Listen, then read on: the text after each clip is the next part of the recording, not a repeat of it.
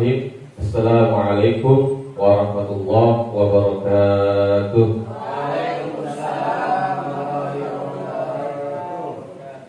Alhamdulillahirabbil alamin. Wassalatu wassalamu ala sayyidina Muhammadin wa ala alihi wa sahbihi ajmain. Rabbi shrah li sadri wa yassir li amri wa hlul 'uqdatam min lisani yafqahu qawli. Amma ba'd. Yang terhormat Bapak Wakil Kepala Sekolah Bidang Kurikulum SDN Pulau Gebang 11, Bapak Kemat SPDSD, dan tentunya pada hari ini telah mewakili Ibu Kepala Sekolah serta Bapak Ibu Dewan Guru dan Tendik yang kami hormati, yang kami muliakan dan yang kami banggakan. Syukur alhamdulillahirabbil alamin. Pertama-tama marilah kita panjatkan puji dan syukur kita kehadirat Allah Subhanahu wa taala atas karunia, nikmatnya serta nikmat iman dan nikmat kesehatan. Alhamdulillah kita dapat berkumpul, bertemu, bertatap muka pada siang hari ini dalam rangka yaitu diseminasi budaya positif dari kami, dari saya pribadi selaku CGP atau calon guru penggerak Angkatan 10 SDN Pulau Gebang 11. Mudah-mudahan acara ini selalu mendapatkan keberkahan dari Allah Subhanahu wa taala. Amin ya rabbal alamin.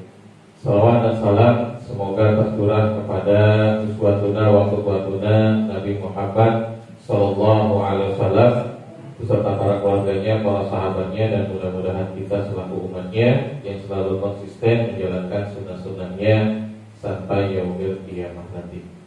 Baik Bapak Ibu yang kami hormati dan yang kami muliakan, sebelum acara diseminasi budaya positif ini dimulai, alangkah baiknya marilah kita mengawali kegiatan siang hari ini dengan membuka lafaz basmalah. Bismillahirrahmanirrahim. Kemudian acara selanjutnya kami mohon kepada Bapak Ustadz Ahmad Sayadi untuk memimpin doa di awal kegiatan. Pada Pak Ustadz Ahmad Sayadi kami persilakan. Baik, terima kasih. Saya hidup. Bismillahirrahmanirrahim. Assalamualaikum warahmatullahi wabarakatuh. Mari sama-sama kita awali acara kita pada siang hari dengan memperkenalkan, mudah-mudahan diberikan kelancaran, kemudahan serta keberkahan dari Allah Subhanahu wa taala. Ala hadhihi al-Fatihah. A'udzu billahi minasyaitonir rajim. Bismillahirrahmanirrahim. Alhamdulillahi rabbil alamin, arrahmanir rahim, maliki yaumiddin. Iyyaka na'budu wa iyyaka nasta'in. Ihdinas siratal mustaqim. Siratal ladzina an'amta 'alaihim ghairil maghdubi 'alaihim waladdallin. Amin.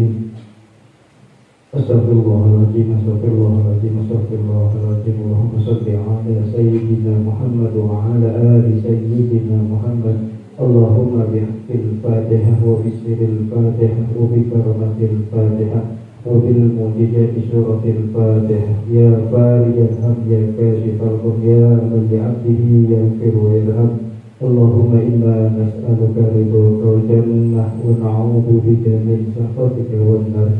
Allahumma ighfir lana dhunubana wal walidina warhamna warham kama rabbawna shighara. ولجميع المسلمين والمسلمات والمؤمنين والمؤمنات الأحياء منهم والأموات برحمتك يا أرحم الراحمين.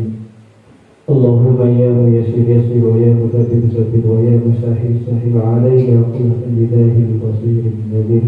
اللهم إنا نسألك السلامة في الدين والدنيا والآخرة وعافية في الجسد وزيادة في العلم وبركة في الرزق وتوبة قبل الموت ورحمة عند الموت ومغفرة بعد الموت. اللهم هون علينا يا الله في سكرة الموت والنجاة من النار والعفو عند الحساب.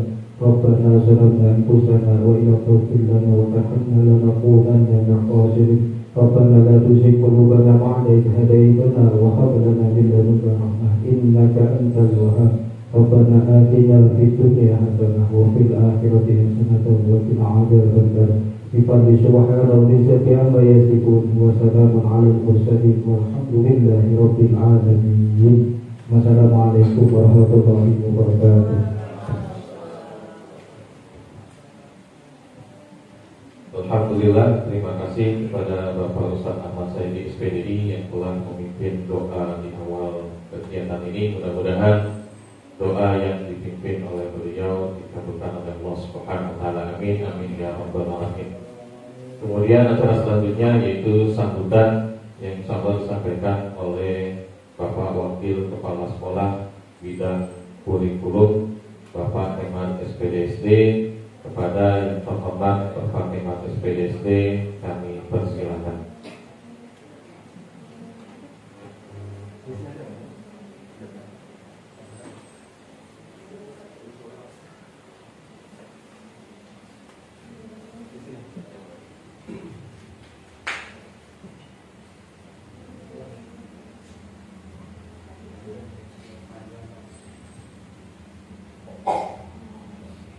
Bismillahirrahmanirrahim. Assalamualaikum warahmatullahi wabarakatuh.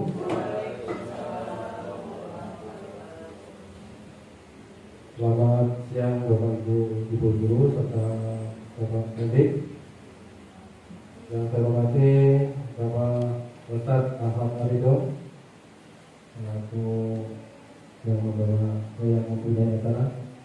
Bapak dan Ibu guru serta Bapak pendidik semuanya, alhamdulillah kita panjatkan puji syukur dari Allah yang Maha Kuasa, yang mana sampai di siang hari ini alhamdulillah Allah masih berikan kenikmatan kepada kita, nikmat sehat dan insyaallah nikmat iman dan nikmat rezeki, sehingga alhamdulillah kita semuanya masih dalam keadaan sehat walafiat, dalam kondisi yang ceria gitu ya, masih tetap semangat.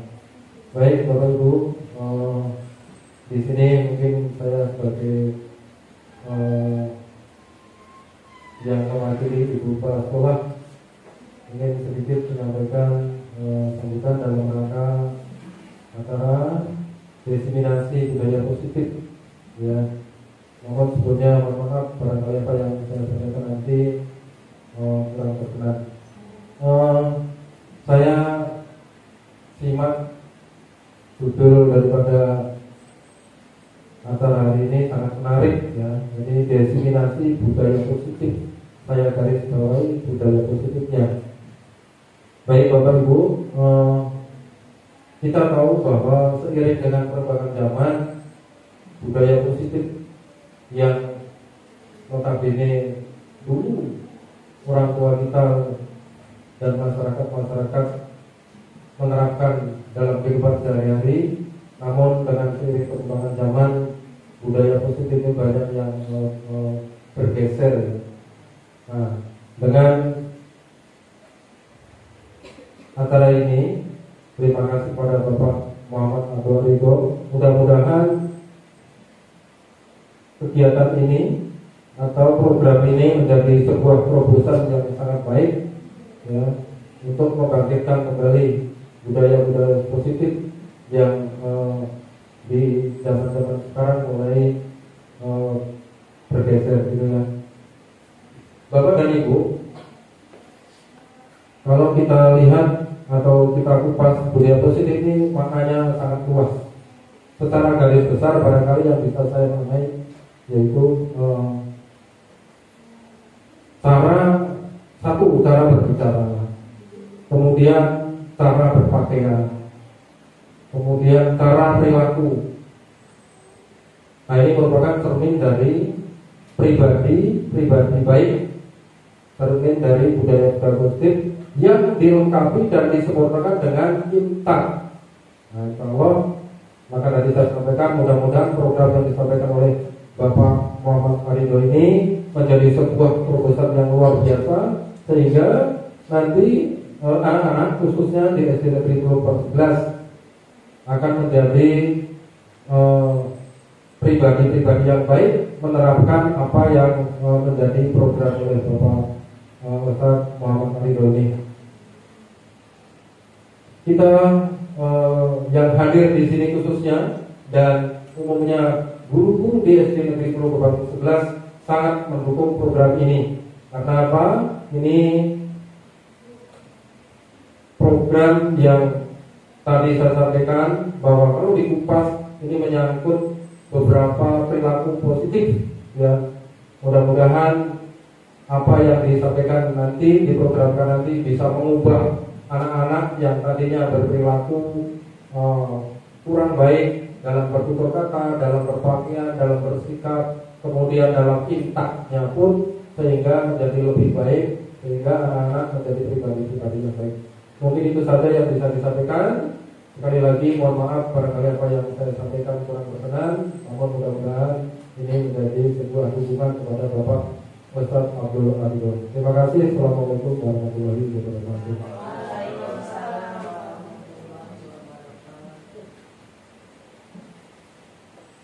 Alhamdulillah, terima kasih kepada Bapak Kemat SPDSD selaku Wakil Kepala Sekolah yang telah menyampaikan sambutannya serta memberikan motivasi kepada kita semua, terutama saya pribadi sendiri dalam rangka kegiatan CGP di Angkatan 10 ini dalam rangka presentasi tentang diseminasi budaya positif. Terima kasih Pak Kemat. Baik Bapak Ibu yang kami banggakan, yang kami muliakan, sebelum kegiatan diseminasi ini yang kami sampaikan, saya ada speaking sedikit biar kita konsentrasi. Iya. Clue-nya adalah kata atau kalimat. Ini satu, yang ini dua, kalau yang ini tiga. Sekali lagi ya. Ini satu, yang ini dua, kalau yang ini tiga, kalau yang ini tiga. Wandra udah nangkep, alhamdulillah. Sekali lagi, ini satu, yang ini dua, kalau yang ini tiga. Ya, jadi clue-nya adalah kata. Kalau kita nggak menggunakan jari, sudah ketahuan ini satu, yang ini dua, kalau yang ini tiga. Sudah paham semua ya Bapak Ibu ya? Ya, tepuk tangan buat Bapak Ibu semua, hebat-hebat. Keren. Baik Bapak Ibu, diseminasi itu saya cari kalimat di peribahasa di mana? Di Kamus Bahasa Indonesia, yaitu pemberian informasi, ya, atau disebut juga dengan sharing, ya. Intinya saya adalah menyampaikan apa yang saya dapatkan dari kegiatan CGP. Ya, saya bukan menggurui Bapak Ibu, tentunya Bapak Ibu semua hebat-hebat, keren-keren. Ya, saya hanya menyampaikan, mentransfer apa yang saya dapatkan dari kegiatan CGP ini kepada Bapak Ibu. Tentunya saya pribadi pasti nanti akan banyak kekurangan, dan saya pasti akan minta masukan dari Bapak Ibu, dan kemudian dari kegiatan akhir nanti saya meminta refleksi dari apa yang saya sampaikan nanti ya Bapak Ibu ya. Baik. Sebelum kegiatan penyampaian diseminasi, kita lihat video tayangan dulu.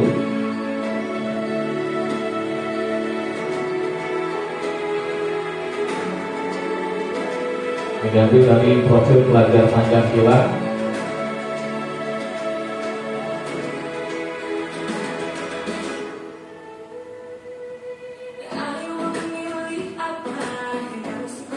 Di dalam video ini ada kegiatan peserta didik, ya, dalam melaksanakan kegiatan pembelajaran bersama gurunya.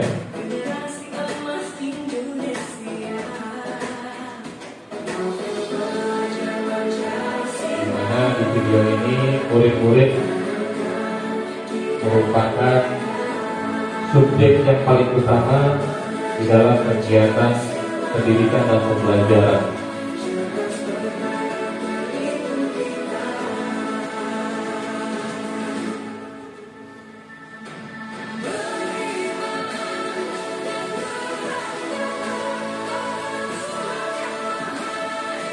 Profil pelajar Pancasila yang utama adalah beriman dan bertakwa kepada Tuhan Yang Maha Esa, kemudian berakhlak mulia, berpendidikan global, serta gotong royong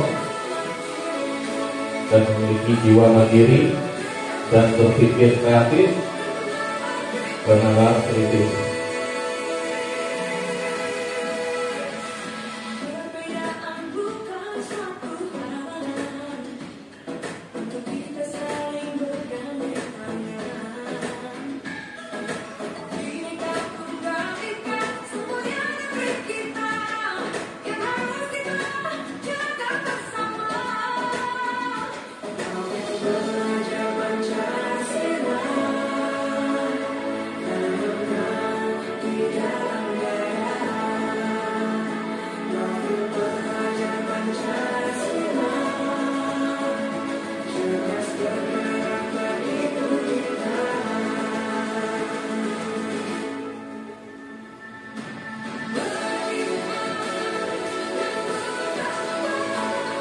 Beriman dan bertakwa pada Tuhan Yang Maha Esa. Itu profil pelajar Pancasila yang utama, serta berakhlak mulia,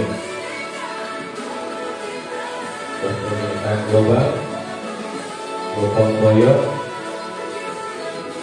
mandiri, berpikir kreatif dan bernalar kritis.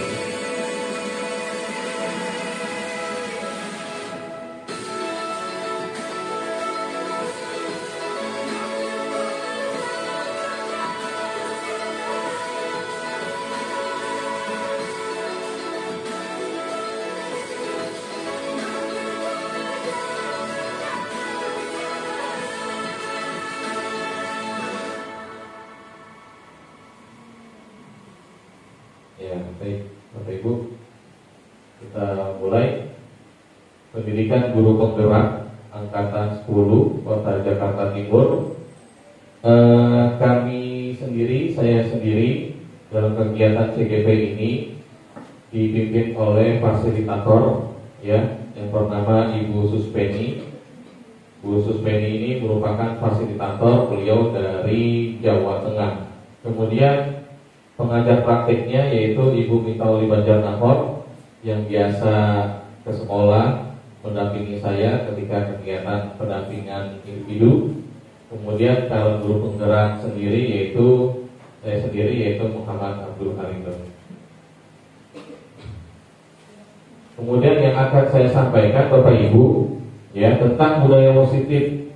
Budaya positif ini yang akan disampaikan ada 6 poin. Yang pertama, disiplin positif. Yang kedua, motivasi perilaku manusia. Yang ketiga, keyakinan kelas. Dan yang keempat, kebutuhan dasar manusia. Yang kelima, posisi kontrol. Dan yang keenam, segitiga restitusi. Ya, mungkin nanti ketika di sela-sela slide Bapak Ibu ingin menyampaikan sesuatu atau memberikan masukan kepada saya akan terima dengan senang hati. Kemudian di awal, ya, cobalah buka, dipersilakan Bapak Ibu memejamkan mata, kemudian genggam salah satu tangan Bapak Ibu, ya, di mana di dalam tangan Bapak Ibu ini merupakan hal yang sangat terpenting, hal yang sangat berharga untuk Bapak Ibu, ya. Bapak Ibu pegang erat-erat di dalam tangan ini. Nanti saya akan coba membujuk Bapak Ibu, baik dengan cara bujukan, tayuan, atau saya menggoda Bapak Ibu ingin memberikan uang ratusan juta segala macam, ya. Nanti saya akan coba kira-kira tanggapan Bapak Ibu seperti apa. Silakan Bapak Ibu, digenggam tangan Bapak Ibu, ya. Kira-kira Bapak Ibu punya inisiatif di dalam tangan Bapak Ibu itu apa? Hal yang terpenting, yang sangat berharga, nanti akan saya minta, ya. Saya minta kepada Pak Kemat dulu kali ya. Pak Kemat boleh nggak yang Bapak genggam saya minta?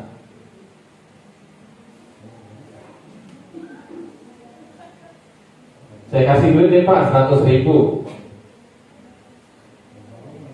Nggak boleh Pak. Sesuatu hal yang sangat terpenting buat Bapak Ibu yang berharga. Satu.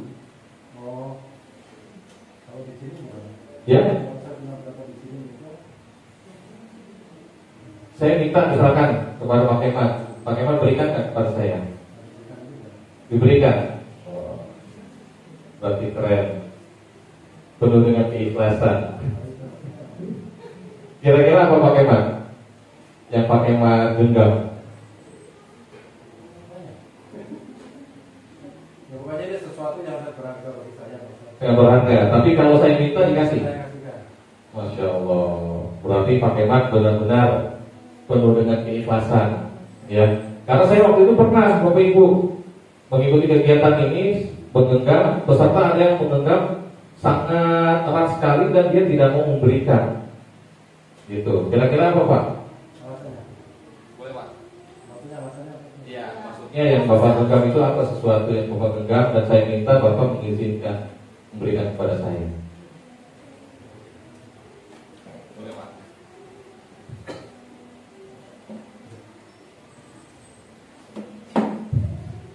Bismillahirrahmanirrahim. Assalamualaikum warahmatullahi wabarakatuh. Ini sebenarnya yang saya genggam adalah emas, Pak Kemat. Sebenarnya emas. Ya, ini emas. Ini saya memiliki ini. Saya mengumpulkan dari dulu sedikit demi sedikit. Kemudian saya berikan sebuah emas ini, Pak. Namun emas ini walaupun saya kumpulkan sedikit demi sedikit dengan waktu yang jangka waktunya lama, tetapi kalau memang Pak Ustadz memerlukan ini, saya akan ikhlas barang berharga saya ini untuk Pak Ustadz. Kalau memang ini diperlukan, bisa membantu Pak Ustadz. Mungkin itu. Terima kasih. Alhamdulillah. Terima kasih Pak Kemat. Berarti Pak Kemat benar-benar memiliki budaya positif, artinya ingin memberikan, menyampaikan sesuatu yang berharga kepada orang lain. Waktu itu pernah saya mengikuti kegiatan ini Bapak Ibu, ya.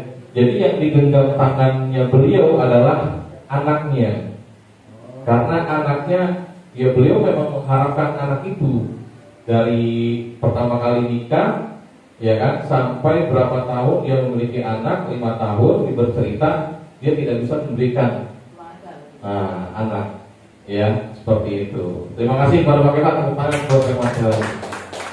Baik, Bapak Ibu, selanjutnya sudah. Nah, yang pertama tentang disiplin positif. Apa sih disiplin itu?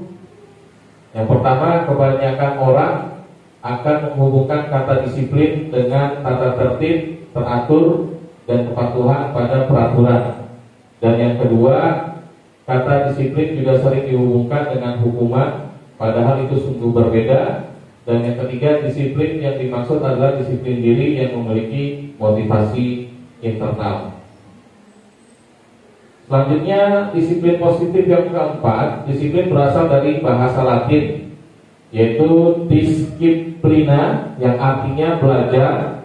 Dan kata disiplin juga berasal dari akar kata yang sama dengan disciple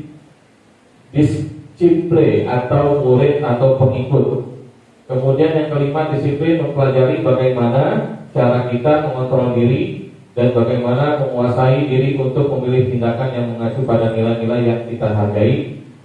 Dan yang keenam, dengan kata lain, seseorang yang memiliki disiplin diri berarti mereka bisa bertanggung jawab terhadap apa yang dilakukannya, karena mereka mendasarkan tindakannya berdasarkan nilai-nilai kebajikan universal. Ya, jadi Bapak Ibu, disiplin positif itu, ya, yaitu di mana seseorang bisa bertanggung jawab, ya, apa yang dilakukannya sesuai dengan tindakan-tindakan nilai-nilai kebajikan, nilai-nilai kebaikan, Nah, ini disiplin positif ini pastinya akan diterapkan oleh anak-anak didik kita, peserta didik kita, murid-murid kita, siswa-siswa kita yang tentunya mendapatkan keteladanan dari guru-gurunya. Selanjutnya, nilai-nilai kebajikan universal, ya. Yang pertama, disiplin sebagai bentuk kontrol diri, yaitu belajar untuk kontrol diri agar dapat mencapai suatu tujuan mulia.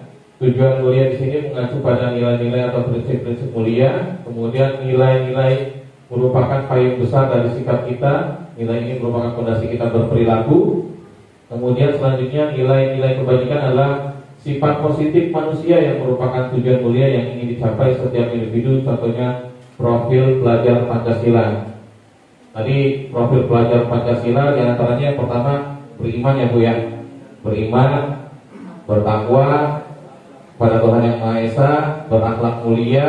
Kemudian lanjutannya bergotong royong, berkebinekaan global, mandiri, kreatif, bernalas kritis. Itulah bagian dari profil pelajar Pancasila. Nah, kemudian yang kedua tentang motivasi perilaku manusia. Nah, perilaku manusia ini ada 3, diantaranya berupa hukuman, kemudian berupa penghargaan, dan berupa restitusi. Nah, kalau berupa hukuman, motivasi yang bertujuan untuk menghindari hukuman atau ketidaknyamanan, motivasi ini bersifat eksternal, ya.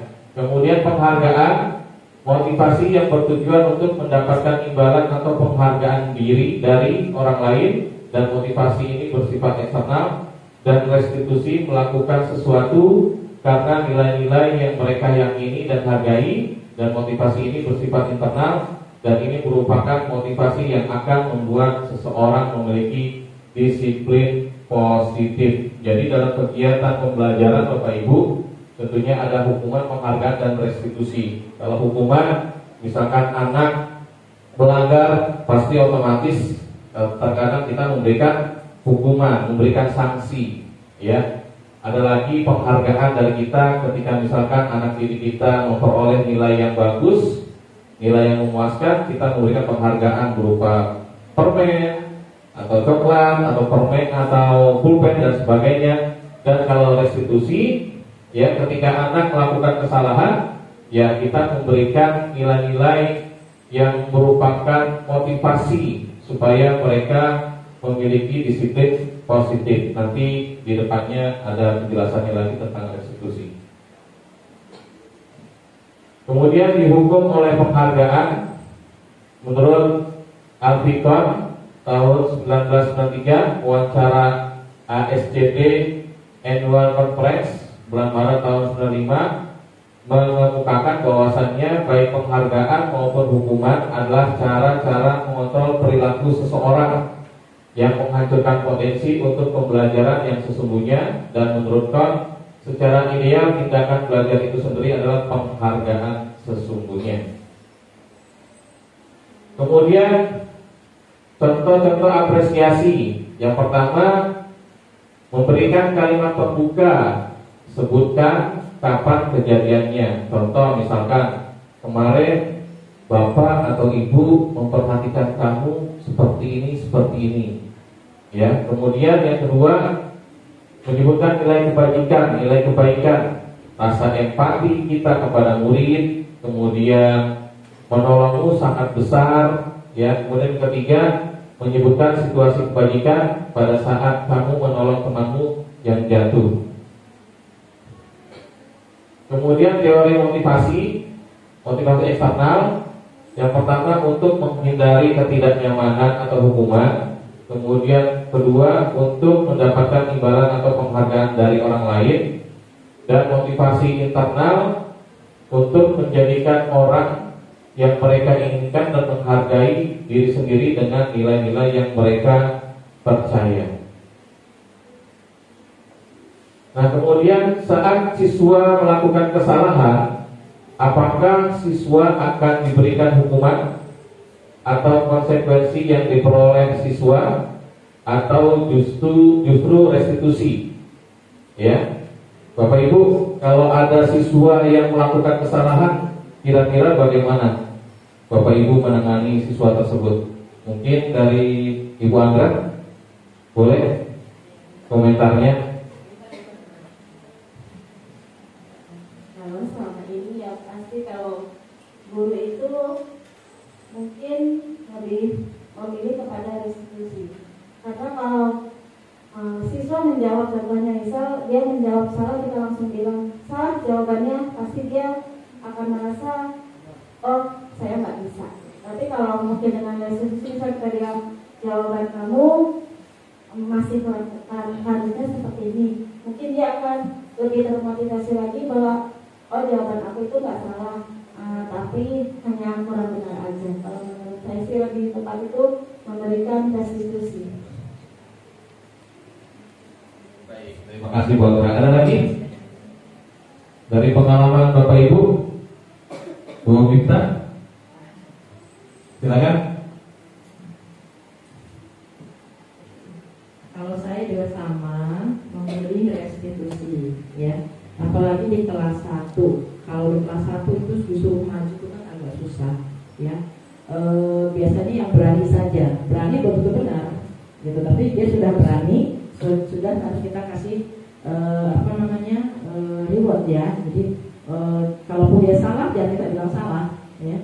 Jadi saya pilih restitusi. Jadi dia untuk berani saja, sudah alhamdulillah. Kalau benar, alhamdulillah lagi. Kalau salah, jangan disalahkan. Terima kasih. Terima kasih Bu Miftah, tepuk tangan buat Bu Anggra dan Bu Miftah. Jadi kita tentunya secara tidak sengaja ya Bapak Ibu ya, sering melakukan restitusi ya Bapak Ibu ya. Contoh misalkan tadi yang Bu Anggra katakan, nilai anak yang kecil, ya kan, otomatis dengan kata-kata yang baik, kata-kata yang bijak, pastinya anak didik kita tidak ngedor, ya. Mungkin itu jawabannya kurang tepat, nak, gitu. Bu Anggra tadi bilang mengatakan seperti itu. Jadi untuk membangkitkan semangat peserta didik kita. Begitu juga tadi yang disampaikan oleh Ibu Miftah ya. Ya alhamdulillah ketika anak-anak kelas 1 saja ketika tampil ke depan, kita sudah bersyukur ya Bu ya. Tidak menyalahkan walaupun anak jawabannya salah, tetapi memberikan reward, nilai-nilai kebajikan ya dengan kata-kata yang baik. Baik, apa bedanya hukuman, konsekuensi, dan restitusi? Nah, ini perbedaan antara hukuman, konsekuensi, dan restitusi. Nah, hukuman biasanya itu bersifat tidak terencana atau tiba-tiba, spontan ya, betul kata Pak Ustaz saya di spontan. Kemudian yang kedua, anak atau murid tidak tahu apa yang akan terjadi dan tidak dilibatkan. Yang ketiga, hukuman itu bersifat satu arah dari pihak guru yang memberikan dan murid hanya menerima suatu hukuman tanpa melalui suatu kesepakatan atau pengarahan dari pihak guru baik sebelumnya atau sesudahnya. Kemudian hukuman yang diberikan bisa berupa fisik maupun psikis murid, anak disakiti oleh sesuatu. Mungkin Bapak Ibu pernah tidak secara tidak langsung dulu ya, sebelum kita memahami pembelajaran KHD, menerapkan budaya hukuman. Pernah nggak ya seperti apa? Sering Pak ya. Mungkin tadi Pak Kemas sudah, Bu Anggra sudah. Mungkin saya minta Bu Tania bisa memberikan pengalamannya tentang memberikan hukuman kepada anak didik kita. Contohnya misalkan itu. Iya. Tentang hukuman. Kalau misalnya dulu mungkin ya, kalau hubungan dulu pernah saya punya murid, jadi dia berkata kotor, berkata kasar. Lalu teman-teman yang lain itu ngadu kan Pak, Bu si ini berkata kotor. Terus secara spontan waktu itu mereka ngomong itu dicabein aja mulutnya Bu, biar nggak ngomong kotor lagi. Soalnya kalau di rumah itu biasanya malah dipukul sama bapaknya, jadi dicabein aja. Nah, kalau mungkin hukuman seperti itu ya Pak, jadi besoknya anak disuruh bukan cabe ya, tapi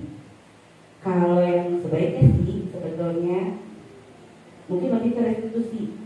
Karena kita tanya dulu anaknya kenapa kamu bicara kotor, apa yang menyebabkan kamu bicara kotor, kamu tahu nggak kalau itu baik atau buruk. Nanti setelah kita gali, dia menjawab, lama-lama dia akan tahu sendiri, oh ternyata yang dia lakukan itu gak baik. Nah itu lalu dibiasakan bahwa itu gak baik, itu gak boleh diulangi lagi. Dari dianya juga, dari diri sendiri. Jadi dia ngomong kalau oh itu yang saya lakukan gak baik Bu, saya minta maaf, tidak akan diulangi lagi. Seperti itu. Terima kasih Pak Dido. Terima kasih Bu Tania, tepuk tangan buat Bu Tania. Ya, alhamdulillah tadi yang disampaikan oleh Bu Tania pengalaman dari segi hukuman, ya kan, dan dari segi juga restitusi ya Bu Tania ya. Bahwasanya anak didiknya ada yang pernah berkata kotor, ya akhirnya diberikan hukuman suruh makan cabai. Tapi kalau menggunakan restitusi ditanyakan dulu ya identitas, menstabilkan identitas kenapa kamu bisa melakukan hal itu gitu ya. Kemudian apakah kamu merasa senang berbuat seperti itu gitu kan. Kemudian ditambahkan lagi apa sih keyakinan kelas kita gitu kalau restitusi. Nah di sini yang konsekuensi sudah terencana atau sudah disepakati, dan restitusi suatu proses menciptakan kondisi bagi murid untuk memperbaiki kesalahan mereka. Tentunya bukan menebus kesalahan, tetapi belajar dari kesalahan dan memperbaiki hubungan. Tawaran bukan paksaan, dan menuntut untuk melihat ke dalam diri dan fokus pada solusi. Selanjutnya yang ketiga, budaya positif yang ketiga yaitu keyakinan kelas. Nah tentunya pasti Bapak Ibu guru ya, baik Bapak Ibu guru kelas, Bapak Ibu guru bidang studi atau mata pelajaran, pasti di dalam kelas menerapkan keyakinan kelas. Tentunya berawal dari peraturan kelas, kemudian kembali kepada keyakinan kelas, ya, kesepakatan kelas. Ya, pertama peraturan kelas, kesepakatan kelas, kemudian keyakinan kelas. Apa sih keyakinan kelas itu? Keyakinan kelas itu sesuatu yang diyakini bersama, yang berasal dari penyatuan pikiran untuk menjadi nilai-nilai kebaikan untuk diturunkan di kelas-kelas. Ya, dengan menuliskan peraturan kelas, mengubah peraturan menjadi kalimat positif, kemudian kalimat positif menjadi nilai kebajikan, dan yang terakhir yang paling inti adalah membuat keyakinan kelas. Nah tentunya yang namanya peraturan kelas atau sekolah ya disepakati menjadi kesepakatan kelas, kemudian diyakini menjadi keyakinan kelas. Nah keyakinan kelas ini adalah dengan kalimat positif ya dan nilai-nilai kebajikan universal. Nah ini contohnya Bapak Ibu. Kalau di peraturan kelas, misalkan kita Bapak Ibu guru ya membuat peraturan kelas, yang pertama tidak boleh terlambat. Nah ini kan dengan kata-kata negatif, tidak boleh. Nah untuk kesepakatan kelasnya datang tepat waktu. Nah nilai kebajikannya yaitu datang tepat waktu merupakan bagian dari disiplin. Nah kemudian yang kedua, peraturan kelas tidak boleh keluar kelas sekolah tanpa izin. Jadi murid-murid tidak boleh keluar kelas atau keluar sekolah tanpa izin. Nah ini merupakan peraturan kelas dengan kata-kata yang sedikit negatif. Nah kemudian kita sepakati di dalam kelas dengan kalimat yang positif, yaitu meminta izin ketika keluar kelas atau keluar sekolah. Nah nilai kebajikannya merupakan bagian dari tanggung jawab. Nah kemudian peraturan kelas yang ketiga, tidak boleh membuang sampah sembarangan. Nah kesepakatan kelasnya dengan kalimat yang positif, membuat sampah pada tempat sampah atau pada tempatnya. Nah nilai kebajikannya yaitu merupakan bagian dari kebersihan ya. Kemudian peraturan kelas yang keempat, tidak boleh ribut di dalam kelas. Nah kesepakatan kelasnya disepakati oleh anak-anak didik kita bersama guru-gurunya, yaitu dengan kalimat positif menciptakan kerukunan di dalam kelas. Nah nilai kebajikannya yang dapat diambil yaitu kerukunan. Selanjutnya tidak boleh meledek nama orang tua. Nah ini pasti Bapak Ibu sering mengalami ya, sering laporan tuh anak murid kita, misalkan si Remo, Bu Nopi, itu si Tony tuh ngatain saya mulu tuh, Tentang bapak saya namanya Abdul, saya panggil Abdul mulu, benar nggak? Buang nggak? Munofi, benar ya? Nah ini peraturan kelas kita tidak boleh meledek nama orang tua. Nah ini kan dari kalimat-kalimat negatif ya. Nah disepakati dengan kesepakatan kelas memanggil nama teman dengan sopan. Nah nilai kebajikannya yang diambil yaitu menghargai orang lain. Nah itulah antara peraturan kelas kemudian ditingkatkan menjadi kesepakatan kelas. Tentunya kesepakatan antara guru-guru dengan murid-murid disepakati, dan setelah disepakati ya mendapatkan nilai-nilai kebajikan. Nah itu menjadikan keyakinan kelas setiap kelas kita. Nah ini salah satu contoh saja penerapan keyakinan kelas ya. Anak didik kita menempel dengan post-it, misalkan peraturan kelas ditempel di papan tulis ya, walaupun dengan kalimat negatif akhirnya dijadikan kesepakatan kelas dengan kalimat positif ya. Ini contoh tentang pembuatan dari peraturan kelas menjadi keyakinan kelas. Nah kemudian yang keempat, kebutuhan dasar manusia. Nah kebutuhan dasar manusia ini ada 5, diantaranya bertahan hidup, kasih sayang dan rasa diterima, penguasaan, kebebasan, dan kesenangan. Nah bertahan hidup, kebutuhan bertahan hidup merupakan kebutuhan yang bersifat fisiologis untuk bertahan hidup, misalnya kesehatan, rumah, dan makanan. Kemudian kasih sayang dan rasa diterima, kebutuhan ini bersifat psikologis. Kebutuhan untuk disayangi dan diterima meliputi kebutuhan akan hubungan dan koneksi sosial. Kemudian penguasaan, kebutuhan ini bersifat psikologis, merupakan berhubungan dengan kekuatan untuk mencapai sesuatu, diakui atas prestasi, dan memiliki rasa harga diri. Kemudian kebutuhan dasar manusia yang keempat yaitu kebebasan, kebutuhan akan kemandirian, memiliki pilihan dan mampu mengendalikan arah hidup seseorang. Dan yang terakhir kesenangan, merupakan kebutuhan akan kesenangan untuk mencari kesenangan bermain dan tertawa. Nah ini tentunya Bapak Ibu sepakat gak? Kebutuhan dasar manusia ini tentunya pasti dimiliki oleh peserta didik kita. Pasti ya Bapak Ibu ya, dimiliki oleh peserta didik kita. Bertahan hidup misalkan dari segi makannya, dari segi istirahatnya, ya kan. Kemudian rasa kasih sayang dan diterima.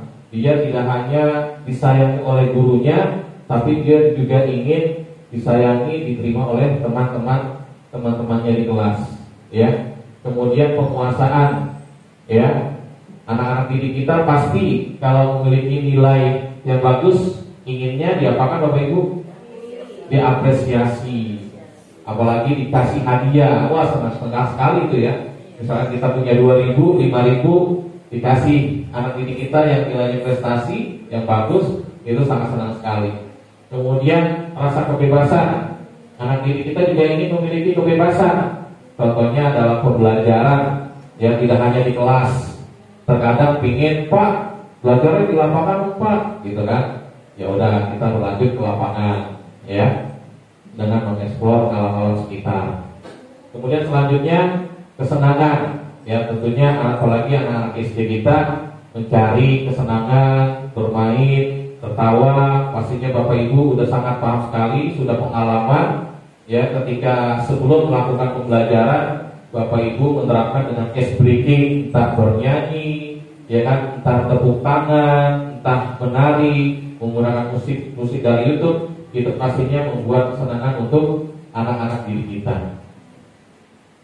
Selanjutnya yang kelima yaitu 5 posisi kontrol, ya. Di antaranya 5 posisi kontrol ini berdasarkan pada teori kontrol, Dr. William Glasser dosen berkesimpulan ada 5 posisi kontrol yang diterapkan seorang guru, orang tua ataupun atasan dalam melakukan kontrol. Kelima posisi kontrol tersebut adalah penghukum, pembuat rasa bersalah, teman, pemantau, dan manajer.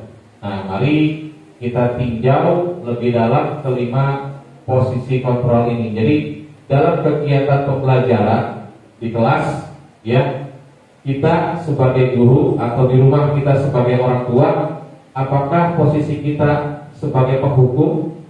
Apakah posisi kita sebagai pembuat merasa bersalah? Apakah posisi kita sebagai teman? Apakah posisi kita sebagai pemantau? Apakah posisi kita yaitu manajer? Tentunya terserah, saya juga sering menerapkan hal ini dulu mungkin sebelum pembelajaran Ki Hajar Dewantara. Ya terkadang ya sama anak didik pernah kita melakukan hukuman ya kepada anak didik kita, kepada anak kita di rumah. Selanjutnya 5 posisi kontrol. Yang pertama sebagai penghukum, biasanya fisik atau verbal, nada dengan suara tinggi dan melotot, ya. Patuhi aturan saya, kamu lagi. Murid menjadi agresif dan mendendam. Kira-kira Bapak Ibu bisa nggak praktekin? Nggak bisa nggak? Bisa Bu Firda coba praktekin kalau sebagai penghukum bagaimana? Oh gitu.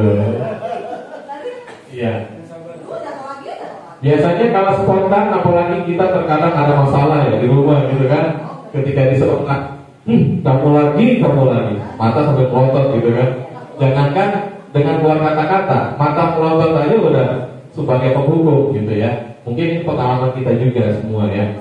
Kemudian membuat rasa bersalah, ya, nada suara memelas, halus, sedih, dengan bahasa tubuh merapat pada anak, lesu. Kamu tidak kasihan ya sama orang tuamu, merasa tidak berharga dan merasa bersalah. Nah, kalau kita menerapkan hal seperti ini, kamu memangnya nggak berpikir ya orang tua kamu tuh sangat sayang sama kamu, banting tulang setiap hari kerja, tapi kok kamu perbuatannya seperti itu. Nah, kita menjadi membuat rasa bersalah kalau seperti itu. Mungkin kita juga pasti pernah mengalami ini ya Bapak Ibu ya. Ya. Kemudian 5 posisi kontrol yang ketiga, kita sebagai teman, yaitu nada suara ramah, akrab dan bercanda, bahasa tubuh merapat pada murid, mata dan senyum jenaka. Kemudian murid akan merasa senang dan akrab dengan guru. Ini termasuk dampak yang positif, hanya saja di sini negatif, murid menjadi tergantung pada guru tersebut. Nah, jadi terkadang kita juga sebagai teman nih, sesama murid kepada murid, misalnya murid bersalah, kamu kenapa sih melakukan hal itu, kan? Jadi seperti sama teman. Jadi mereka tergantung nantinya sama kita, ya. Kemudian selanjutnya 5 posisi kontrol yang keempat, yaitu pemantau. Nada suara datar, bahasa tubuh yang formal. Misalkan kamu terlambat 15 menit. Apakah kamu sudah mengerti konsekuensi yang harus dilakukan bila terlambat? Kemudian murid memahami konsekuensi yang harus dijalankan karena telah melanggar salah satu peraturan sekolah. Nah, ini kita sebagai pemantau kalau dengan nada seperti ini. Kemudian kalau manajer, nada suara tulus, bahasa tubuh tidak kaku, mendekat kepada murid. Kemudian guru akan mengembalikan tanggung jawab kepada murid untuk mencari jalan keluar permasalahannya, tentu dengan bimbingan guru. Nah, biasanya kalau posisi manajer itu seperti halnya kita menerapkan segitiga restitusi, ya, seperti itu. Nah, ini diantaranya, ya, penghukum, pembuat orang merasa bersalah, teman, pemantau, manajer. Nah, misalkan guru berbuat, ya, sebagai penghukum, guru menghardik, menunjuk-nunjuk, menyakiti, menyindir murid, ya, di dalam kelas. Kemudian guru sebagai posisi pembuat orang merasa bersalah, berceramah, menunjukkan kekecewaan yang mendalam, ya. Kemudian guru seperti teman, membuatkan alasan-alasan untuk murid-muridnya. Kemudian pemantau menghitung dan mengukur, dan manajer mengajukan pertanyaan-pertanyaan. Nah, contohnya guru berkata sebagai penghukum, kalau kamu tidak melakukannya, saya akan titik-titik, saya akan memberikan hukuman kamu nulis 2 halaman, ya seperti itu ya Bapak Ibu ya. Kemudian ketika guru berkata sebagai pembuat orang merasa bersalah, kamu sudah mengecewakan Bapak Ibu. Nah, kita terkadang nggak sengaja seperti itu ya Bapak Ibu ya, kepada murid kita ya, suka berkata kepada anak murid kita yang melakukan kesalahan, jangan begitu nah, kasihan orang tua kamu di rumah. Nah, ini merupakan kita sebagai pembuat orang merasa bersalah. Kemudian guru berkata posisinya sebagai teman, lakukan untuk Bapak Ibu, ya sudah nanti Bapak Ibu membantu untuk membereskannya. Nah, berarti ini guru sebagai teman, jadinya anak murid tergantung kepada gurunya.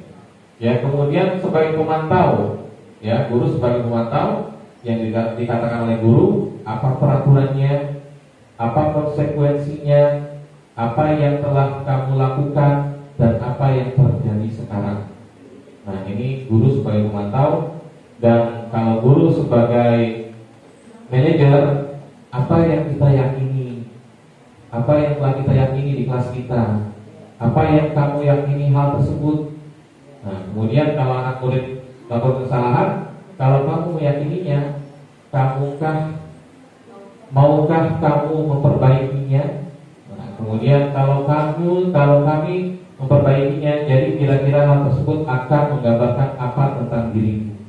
Nah, ini dengan kata-kata bijak ya, kita menjadi sebagai manajer, sebagai guru ya.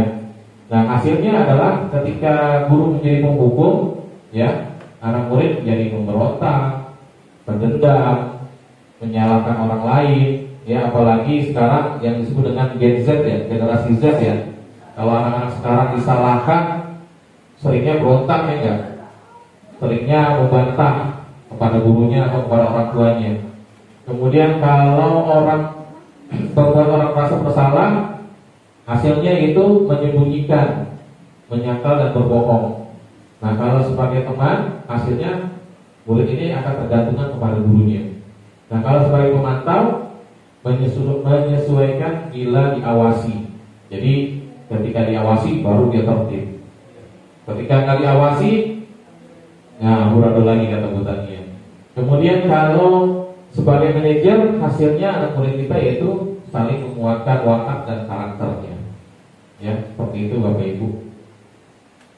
Nah, mungkin ini tentang murid berkata ya, sebagai penghukum, saya tidak peduli. Kemudian membuat rasa bersalah, maafkan saya.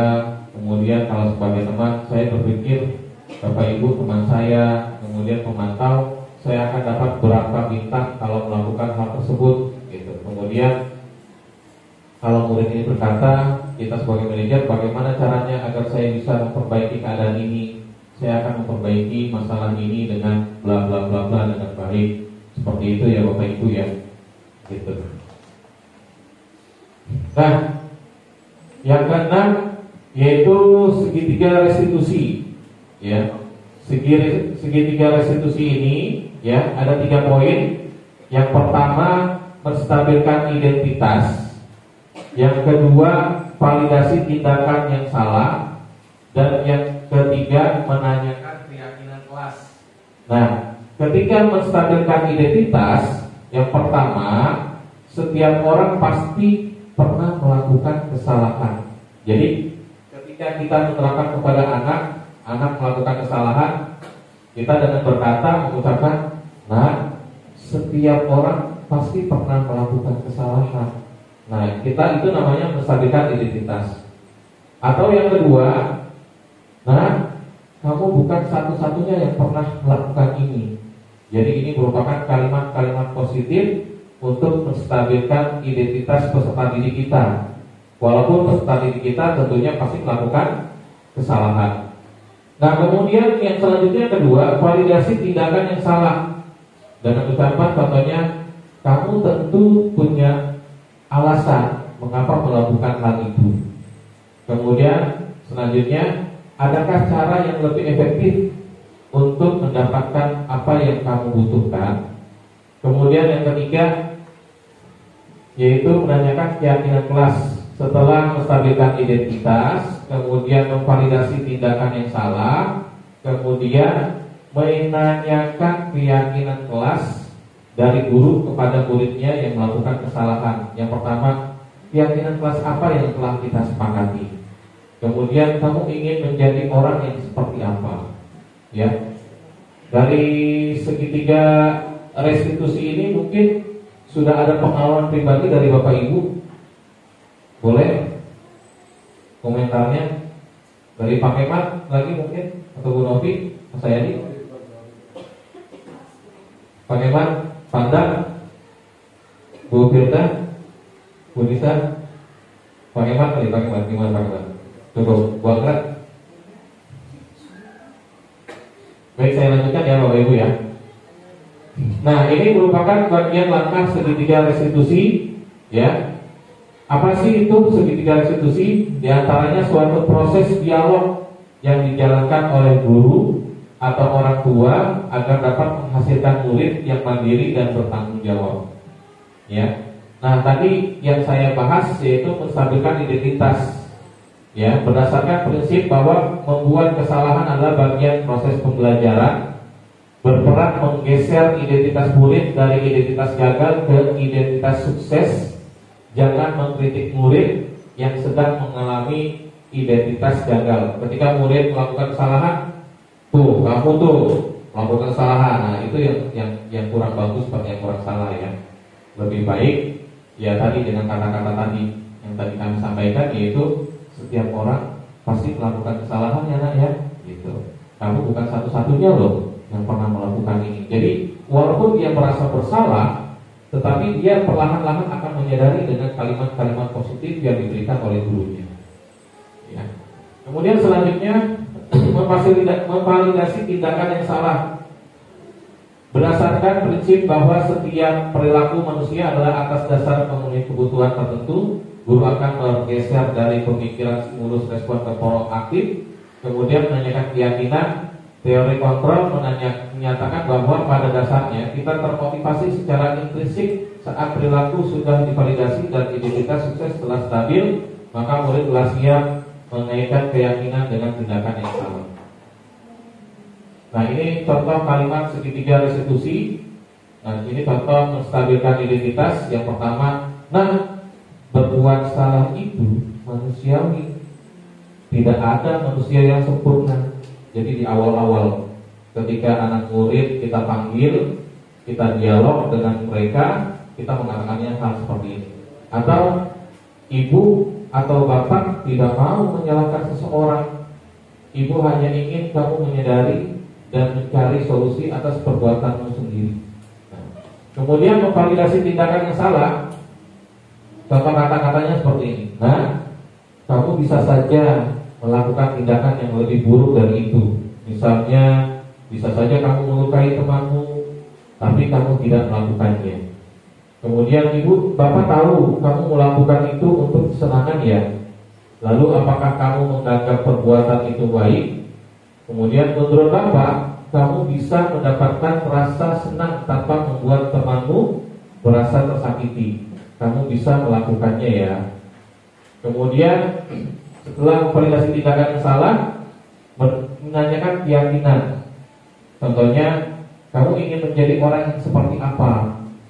Kemudian, apakah ketika kamu melakukan itu, kamu merasa menjadi orang yang lebih baik dan menghargai temanmu? Nah, ini adalah kalimat-kalimat contoh dari kalimat segitiga restitusi. Menstabilkan identitas, memvalidasi tindakan yang salah, kemudian menanyakan keyakinan. Nah, ini contoh penerapan segitiga restitusi, ya, diambil dari LMS Calon Guru Penggerak. Bisa kita lihat ya Bapak Ibu.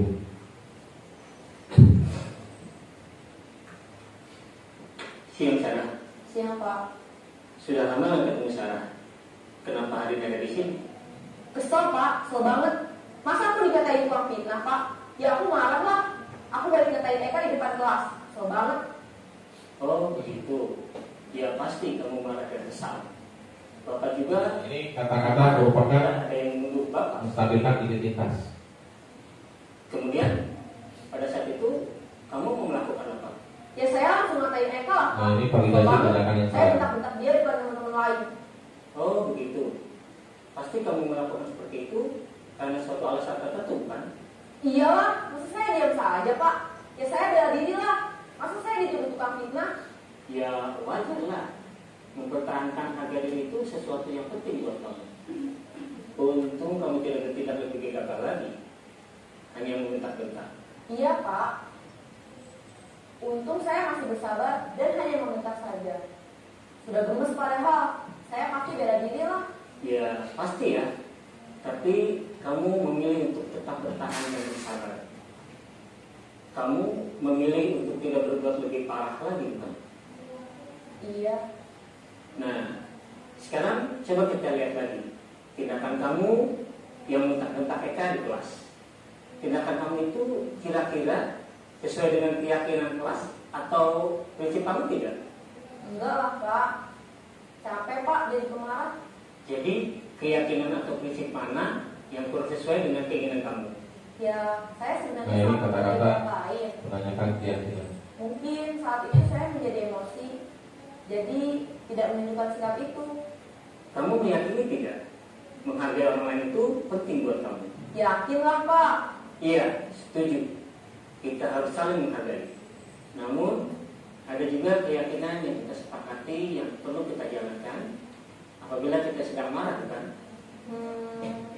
Ya saya bisa lebih proaktif. Mulai dengan diri sendiri.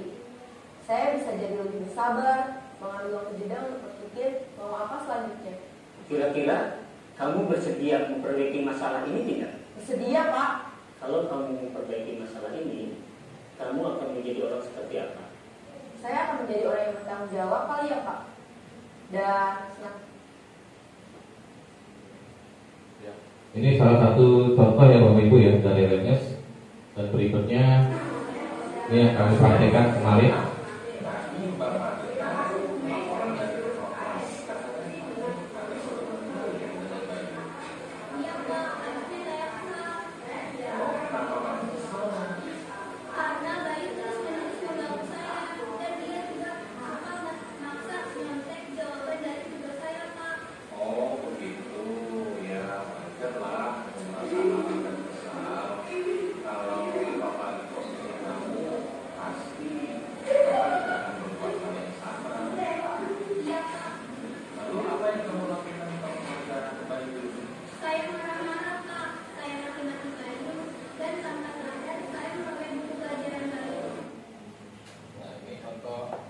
Identitas. Selanjutnya yang kedua validasi tindakan yang salah yang kami praktekkan.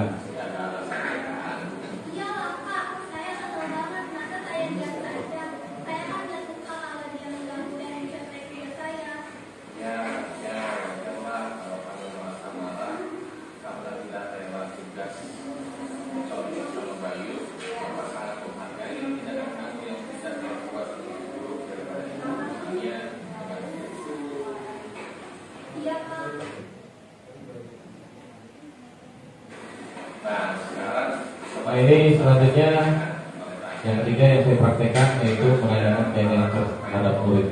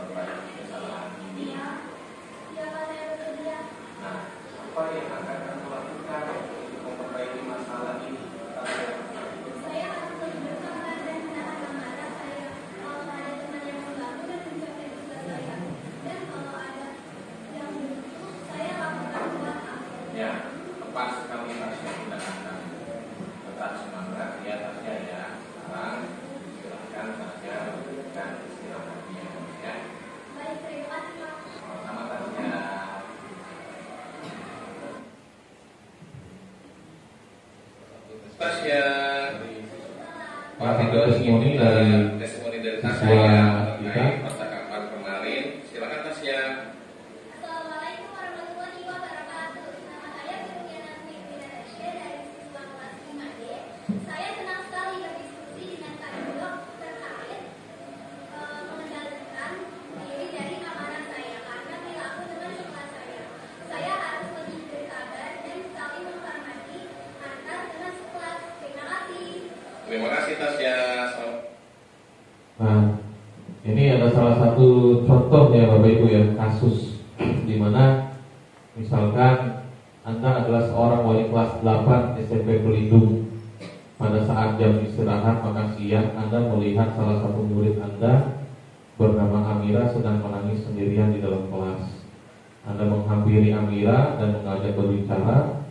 Ternyata Amira menangis karena tadi Ali sempat mengejek Amira karena nilai ulangannya lebih rendah dibandingkan nilai yang didapatkan Ali. Dan Anda sebagai guru merasa bahwa ada keyakinan kelas yang tidak diikuti oleh Ali. Dan akhirnya sepulang sekolah Anda mengajak Ali untuk berbicara. Nah, ini merupakan penerapan percakapan restitusi dari guru dengan Ali, ya, karena Ali telah berbuat salah terhadap Amira karena Ali merasa nilainya lebih tinggi daripada Amira, dan ketika Ali nilainya tinggi melihat di papan pengumuman, akhirnya Ali mengejek Amira. Nah, kemudian dipraktekkan oleh guru itu, ya, memanggil Ali, menerapkan segitiga restitusi. Nah, diantaranya tadi menstabilkan identitas. Contohnya, berbuat salah itu tidak apa-apa, tidak ada manusia yang sempurna. Saya ingin mencari solusi dari permasalahan ini dan sebagainya. Kemudian validasi tindakan yang salah. Kamu pasti punya alasan mengapa melakukan hal tersebut. Kemudian menanyakan keyakinan kelas, apa keyakinan kelas yang kita percayai. Ya. Terima kasih. Salam guru penggerak, dan kami mohon kepada Bapak Ibu guru untuk memberikan masukannya kepada saya, tentunya untuk perbaikan kami atau saya pribadi untuk kegiatan-kegiatan CGP di yang akan datang serta kegiatan-kegiatan di sekolah. Dipersilakan kepada Bapak Ibu masukan tentang kegiatan yang telah saya sampaikan. Ada dari Pak Kemat kembali, Pak Kemat, Bu Andra, Bu Novi, Pak Saidi, masukannya, Ustaz, silakan. Silakan Bu Novi. Assalamualaikum warahmatullahi wabarakatuh. Saya ingin memberikan sedikit masukan buat Pak Rido dalam materi ini. Sebenarnya sudah cukup bagus, dari awal sampai akhir alhamdulillah juga udah bagus juga. Untuk hukuman, untuk reward yang tadi itu juga sudah cukup bagus. Alhamdulillah juga yang tadinya kita tidak tahu dan mengerti, ya mungkin untuk saat ini sudah jadi tahu, ya. Jadi kalau misalnya sekiranya ada anak didik kita yang kurang cocok di hati kita atau kurang berkenan, jadi gak langsung ngambil tindakan atau hukuman. Bisa kita lihat terlebih dahulu apa anak tersebut benar-benar salah atau tidak, kan? Jadinya bisa dilihat dulu lah. Gitu. Mungkin kedepannya mudah-mudahan lebih bagus dari ini untuk Pak Rido. Ya, sukses selalu nih. Ya, assalamualaikum warahmatullahi wabarakatuh. Terima kasih kepada Ibu Novi Rohana MPDI yang telah memberikan masukannya kepada kami, kepada saya, bahwasanya ketika kita sedang kegiatan pembelajaran bersama anak didik kita, ya, jadi ketika anak melakukan kesalahan jangan langsung dihukum atau jangan dimarahi, ya. Di apa sih Pak? Ya, diadili. Jadi harus dengan dialog yaitu dengan cara tadi segitiga restitusi. Mungkin ada lagi? Pak Kemal masukan? Silakan Pak.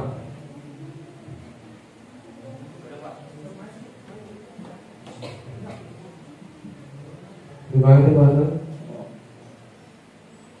Saya setuju dengan Bu Novi tadi dalam penanganannya itu sudah bagus supaya untuk penanganannya. Cuma saya ingin menambahkan aja.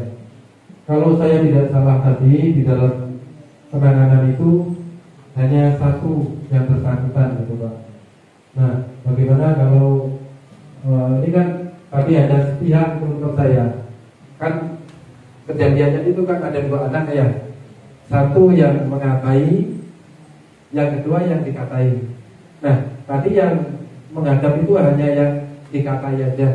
Nah, mungkin sebagai masukan supaya tidak hanya satu sisi kita menangani yang korban. Nah, ini pelakunya kalau bisa nanti ditangani juga supaya dua-duanya bisa mendapat arahan. Mungkin seperti itu. Terima kasih Pak. Assalamualaikum warahmatullahi wabarakatuh. Baik Pak, terima kasih masukannya. Kalau tadi salah satu contoh yang ditangani kan anak yang berbuat salah ya Pak ya, yang dipanggil oleh guru atau kepala sekolah. Dan Pak Kemal tadi masukannya tentunya yang harus ditangani juga yang pelakunya atau korbannya juga dua-duanya harus ditangani. Baik, terima kasih Pak masukannya. Nanti saya akan follow up tindak lanjuti ya. Terima kasih Bapak. Ada lagi mungkin dari Bapak Ibu? Bu Pak Sasairi cukup, kemudian Bu Andra ada, silakan. Mungkin itu jawaban ya. Ya, kalau menurut saya dari hasil Pak Ridho diseminasi ini, kita jadi tahu sebenarnya segitiga restitusi itu sering kita lakukan ketika menangani anak-anak yang mendapat masalah. Tetapi mungkin kita tidak menyadari bahwa itu sebenarnya adalah suatu budaya positif yang harus kita terapkan tidak hanya pada saat anak-anak itu melakukan kesalahan saja. Karena kalau anak melakukan kesalahan, biasanya yang pakai enak ya kan, pasti kita akan menanyakan dulu di pakai kami. Kenapa kamu begitu? Kenapa itu kamu lakukan? Itu pasti. Dan ketika anak itu sudah menjawab, pasti Pak Kemal kadang suka bilang gini, kamu melakukan itu sengaja atau enggak? Gitu. Dengan seperti itu kan sebenarnya kita sudah melakukan menstabilkan identitas, terus kita sudah menanyakan tentang tindakan yang salah. Hanya saja kita tidak tahu bahwa itu loh yang disebut dengan segitiga restitusi. Dengan Pak Ridho sekarang mengadakan diseminasi, jadi kita tahu bahwa oh itu loh yang namanya segitiga restitusi dan harus kita terapkan bukan hanya ketika menghadapi anak yang bermasalah, tapi juga di dalam ketika kita melakukan pembelajaran. Itu saja. Terima kasih Bu Andra masukannya. Ada lagi Bapak Ibu dari Bu Tania? Cukup.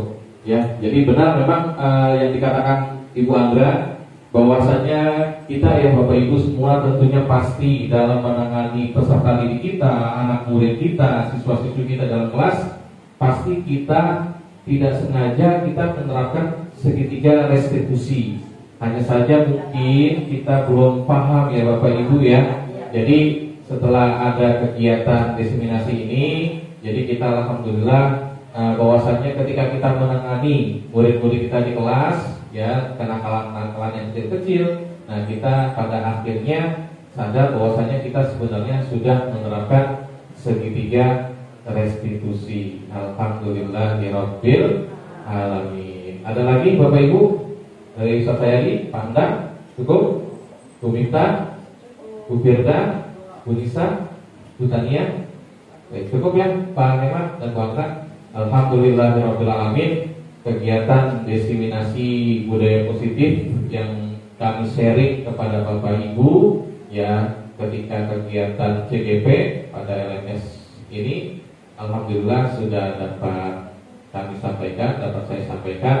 Mudah-mudahan bermanfaat untuk Bapak Ibu, dan yang terpenting adalah sangat bermanfaat sekali buat diri pribadi saya sendiri yang harus akan menerapkan budaya-budaya positif ini di dalam kelas maupun di sekolah kita. Ya, mudah-mudahan kegiatan budaya positif ini membuat murid-murid kita, anak didik kita menjadi anak-anak yang soleh-soleha, suci, cerdas, beriman, bertakwa, tawadu, serta dermawan, selalu berkasih sayang terhadap teman-temannya, menghormati gurunya, mencintai orang tuanya. Amin, amin ya rabbal alamin. Cukup sekian yang dapat kami sampaikan, yang dapat saya sampaikan. Kurang lebihnya saya mohon maaf lahir dan batin. Apabila ada kekurangan, itu datangnya dari saya pribadi sendiri, dan jika ada kelebihan itu sesungguhnya datang dari Allah Subhanahu wa taala. Kami akhiri, alhamdulillahirabbil alamin, subhanakallahumma wa bihamdika, asyhadu an la ilaha illa anta, astaghfiruka wa atubu ilaik. Kurang lebihnya mohon maaf. Bila taufiq wal hidayah. Assalamualaikum warahmatullahi wabarakatuh. Terima kasih Bapak Ibu. Terima kasih Bapak Ibu semua yang hebat-hebat. Terima kasih. Foto bareng boleh Bu Firda?